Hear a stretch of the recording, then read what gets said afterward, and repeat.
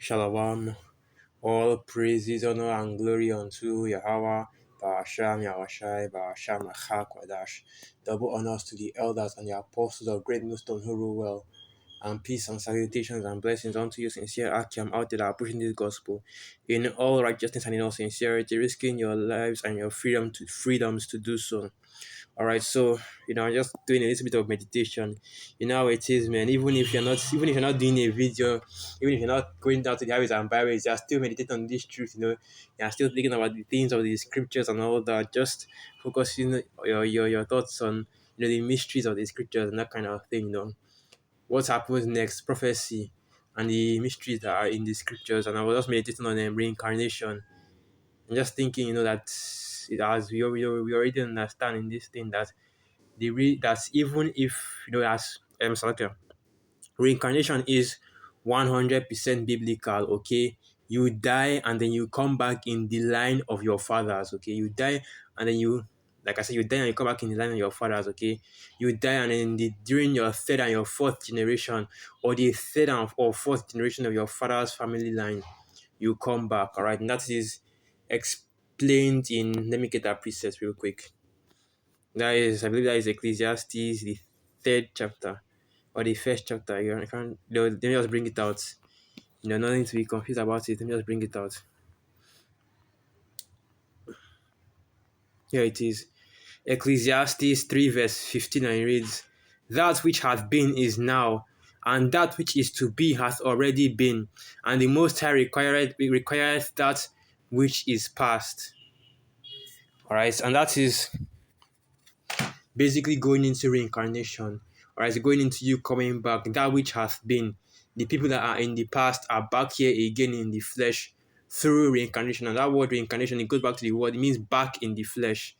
I know that which is to be has already been, and the people that will come in the future are the same people that are living right now in this time. And when it speaks about the Most High requireth that which is past, okay, the sins that have already passed, you pay for it in your next life, okay, and you can pay for it, or you pay for it in this life, right? Depending on the will of Yahweh Bashim Yahushai.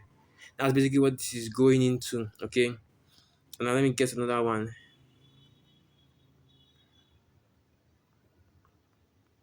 Okay, that is Ecclesiastes, the first chapter. Still all going into reincarnation, all right. So let me bring that out. Okay, it is, and Ecclesiastes 1 verse 9. The thing that hath been, it is that which shall be, and that which is done is that which shall be done, and there is no new thing under the sun. Is there anything whereof it may be said, see, this is new? It hath been already of old time, which was before us. And that's right. So there are no new spirits that are being created every single time that a child is born. Just contrary to what and Wakitake Christianity says, the spirits that are in us, the spirits that are within us, are the same spirits that have existed and have been created since the foundation of the earth, since the beginning of time, and they are simply being reincarnated, simply being brought back into different forms and different times through the process of reincarnation. All right. So that was basically just what I was meditating on. We believe here in Great Millstone, okay, with the Hebrew Israelites, we believe in reincarnation. We believe in coming back according to the line of our fathers. All right. And what I was thinking about is, and I think and I think that precept is even here, that there is no remembrance of former things. Let me get that precept. There is no remembrance of former things. All right, so let me bring it out.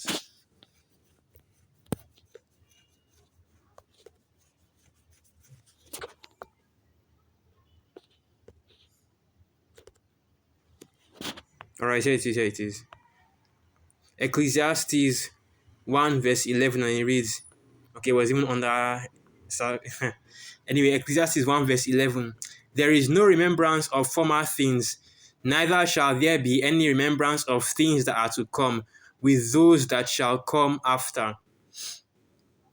All right, so basically what that is going into is, once you come back in a new body, once you come back and you're reincarnated, you forget about your past life, you forget about the things that you did in the past. And that was basically the whole thing I was meditating on, that all right, if reincarnation is real, then why is it that people forget about what they did in the who they were in the past? Why? And that's basically what the basis of this lesson. How I came up about making this lesson. Why do these things happen the way that they do? Because you always hear Jake talk about that. You always hear people in the world complain about that. Why are things happening the way that they are? If we are the Lord's chosen people, if we are the children of the Most High, why are we going into captivity? Well, if you didn't want to go into captivity, you shouldn't have been wicked then. And that is the simple, answer to that question. Because even the men of the Lord that were in their own that were in captivity, they were catching hell. They knew why they were catching hell. Okay, they knew that it was because of their sins, because they sinned against Yahweh Hashem Yahushua. That's why they were catching hell. That's why they always ask the Most High to be merciful to them. Okay, that's in His wrath. Okay, remember mercy. So we're not out, the men of the Lord aren't out here being all acting like we're innocent, like our feet don't touch the ground, like like our shit doesn't smell or anything like that. Right? We already understand what it is, we already understand what we did, that we deserve everything that has come to us. And we pray through the Spirit that the Most High tempers justice. It's like in His wrath He remembers mercy. Okay, that He's punishing us for the sins and for the iniquities that we deserve the punishment for, as He remembers to show mercy unto us as well, which of course He will. All right. And then people also ask, that if the Most High is in control of everything, because we also believe that as well. I'm not going to go into any scriptures concerning that, because this is a basic part of this belief, that the Most High is in control of everything. If the Most High is in control of everything, is He the one that caused us to sin? Is He the one that made us to fall? And the answer to that is also yes as well. All right, the book of Romans 8, it gives you the exact breakdown for why exactly it happened, so that we could learn both wickedness and righteousness. So now the main thing that I'm going into in this lesson is, why did Yahweh Hashem Yahushua choose to why did Yahweh Hashem Yahushua choose to what's what I'm looking for, direct this movie, okay, this stage that is this world the way that He did. I don't really have a better way to put it. Why did the Most High engineer everything to be like this, to be exactly this way, as He chose us to be the holy people, and then He caused us to sin. The fact that once you come back again, that you can't remember your past life, even though it was very possible for the Most High to make it so that you could remember your past life and not even have to worry about the PTSD from whatever might have happened to you. Like for example, we always talk about that in the truth, that how if people could actually remember their past life, you still have some of them, remembering what the different and horrifying ways that they perished or suffered or went through hell in the past, and it would cause them all kinds of PTSD. But if the Most High wanted to, He could actually remove that spirit, and make it so that you could remember everything that happened in your past life and still be okay with it. But that's not how it is. Okay, that's not how the Most High wanted to do it, because this is all about the way that Yahweh Hashem Yahushua wanted to do it. Okay, so let me get that.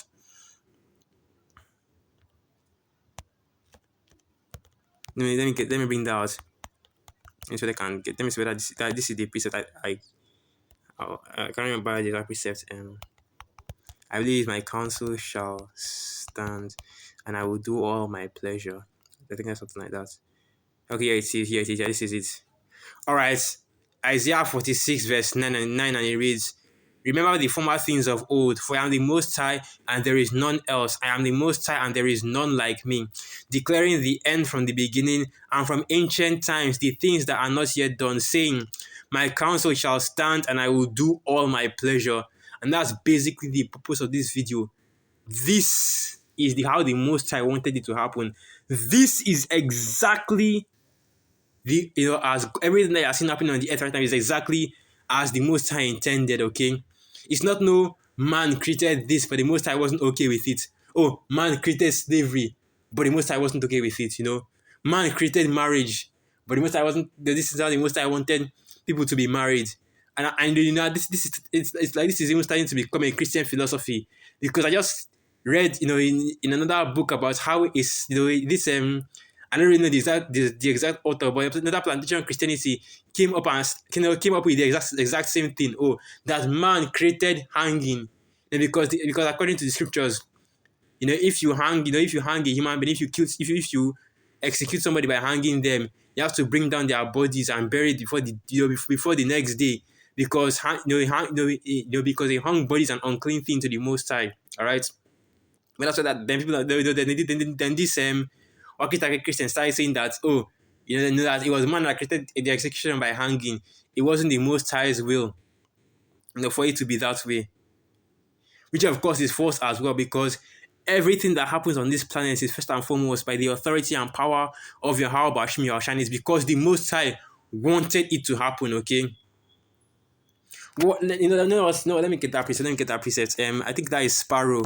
Then from the Old Testament, that scripture said that the Most High, one knows when even if sparrow falls to the floor.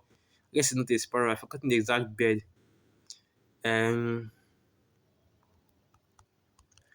So yeah, I can't remember the exact precept. Alright, so I can't remember the exact precept.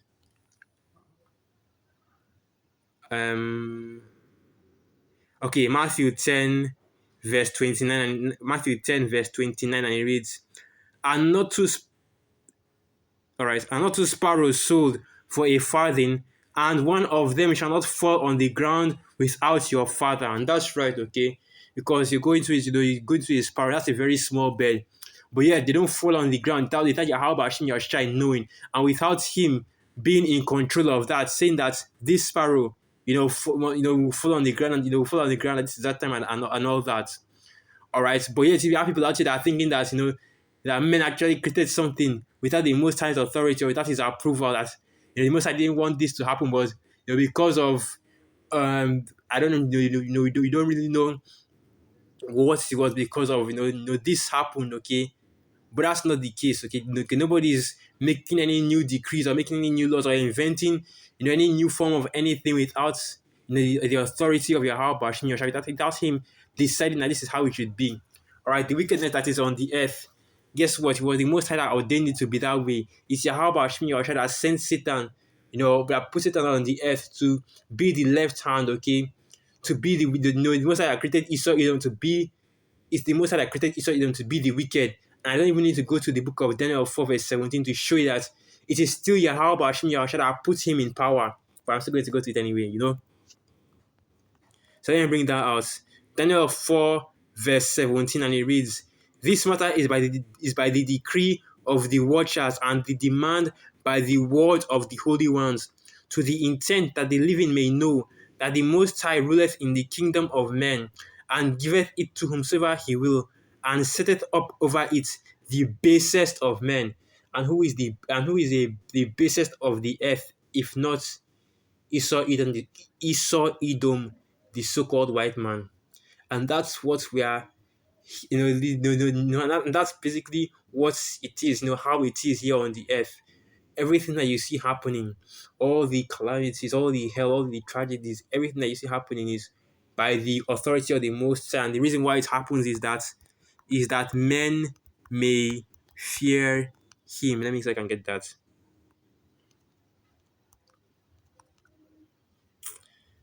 Sakya, not type that right.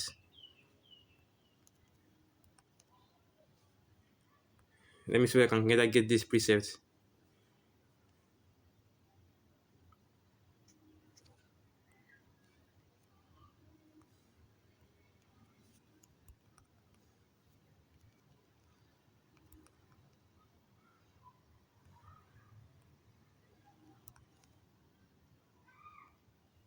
Oh, yeah, it is.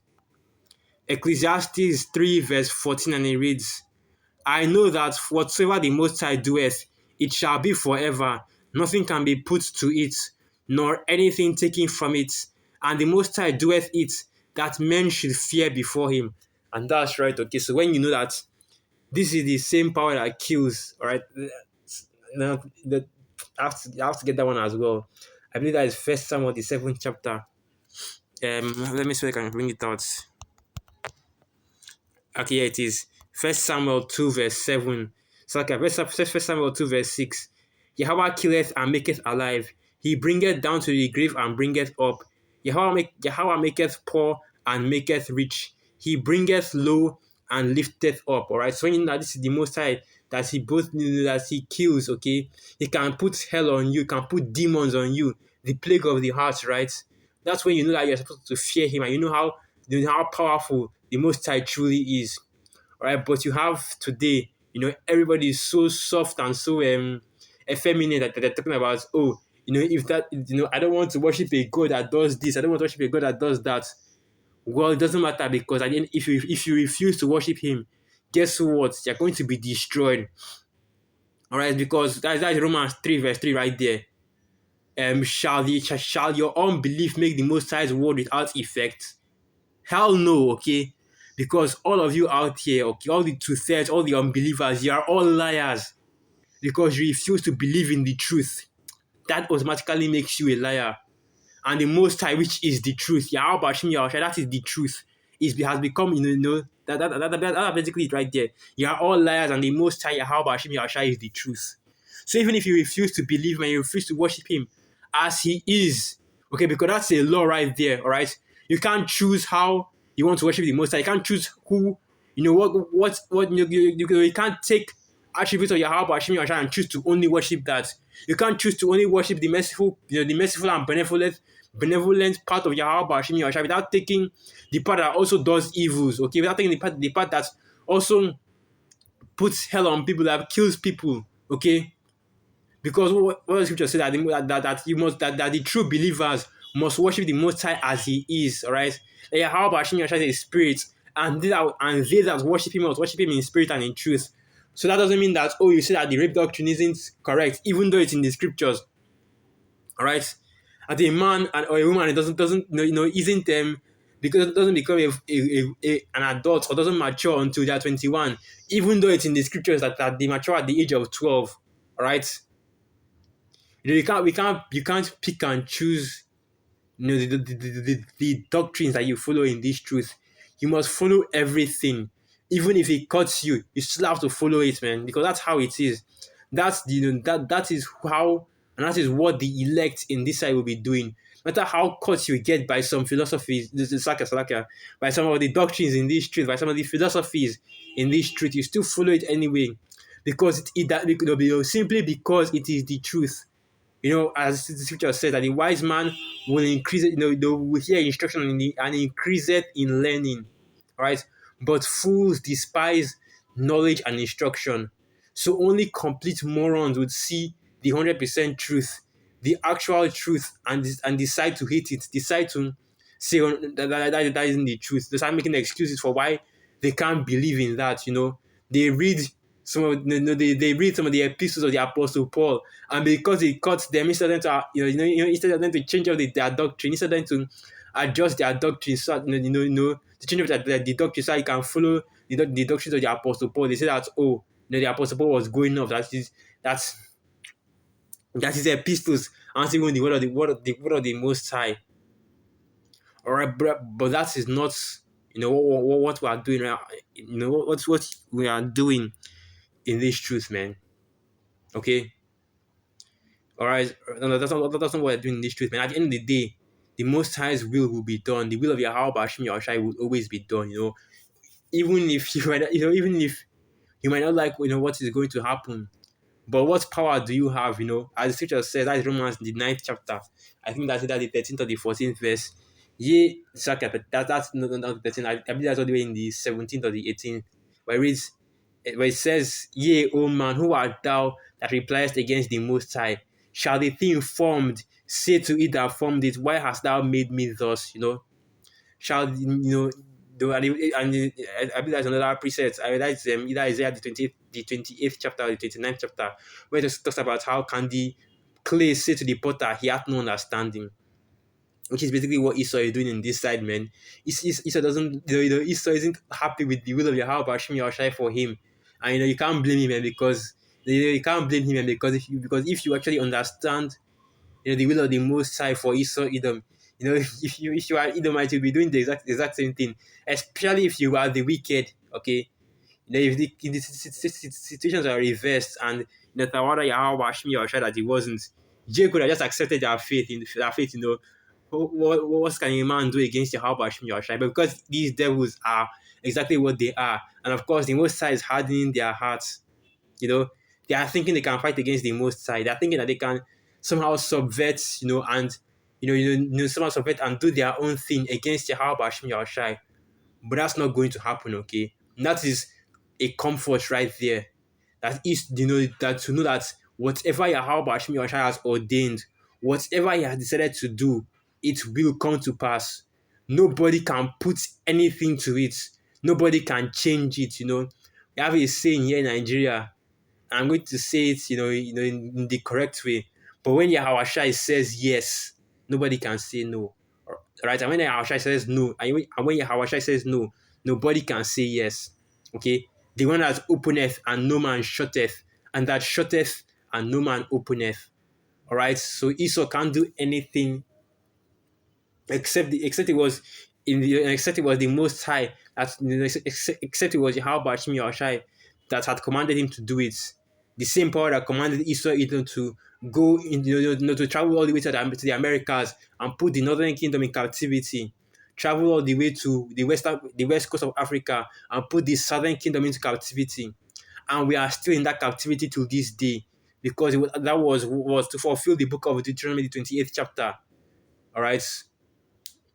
So I think I'm just going to end it right there. So with that, I'd like to give all praises, honor, and glory unto Yahweh, Ba'asham, Yahushai, Ba'asham Rachak, Kwadash, Wa Abad Babal, and through the Spirit, I hope you Akim Akwat are edified. Shalom.